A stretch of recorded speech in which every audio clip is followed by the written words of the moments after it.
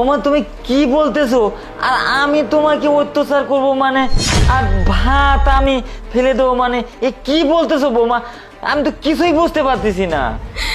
তাই এখন কোনো কিছু বুঝতে পারতেছেন না? আপনি যে বাড়িতে থাকেন, থেকে থেকে বাড়ির যত কাজ আছে সব কিছু আমাকে দিয়ে করান, ঘর মোছান, থালা বাসন মাজেন, সব কিছু করেন। আর আমি যখন রুমে থাকি একা, তখন তো আপনি আমাকে খারাপ খারাপ প্রস্তাব দেন। শুনুন বাবা, আজকে আপনার ছেলে আসলে না, আমি সব কিছু বলবো, তারপরে দেখি ও কি ব্যবস্থা করে। আপনি খুব খারাপ। কি বোমা, তুমি আমার নামে মিথ্যা অপবাদ দিচ্ছ? আমি ভাত ঢাললাম কখন? আবার আমি তোমাকে বলি এই খারাপ খারাপ প্রস্তাব দেই? বোমা শোনো, এরম ধরনের কাজ করলে না আল্লাহও সহ্য করবে না, বুঝতে পারলে? তাই আল্লাহ সহ্য হবে না? আপনি নয়ন, তুমি আসছো? তোমার বাবা সিসি আমার সাথে সব কি করছে দেখো, ভাত ফেলে দিয়ে কি করছে। দেখ দেখ নয়ন, চুপ করো তুমি বাবা, তোমার লজ্জা করে না? আমি সব কিছু দেখতেছি, আর তোমাকে কিছু বলতে হবে না। আমি এতক্ষণ দাঁড়িয়ে দাঁড়িয়ে সবটা দেখতে পেয়েছি।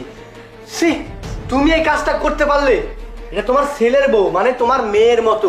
আজকে যদি এর জায়গায় তোমার নিজের মেয়ে থাকতো, তুমি কি পারতে তার সাথে এই ব্যবহারটা করতে, তাকে লাথি দিয়ে ফেলে দিতে?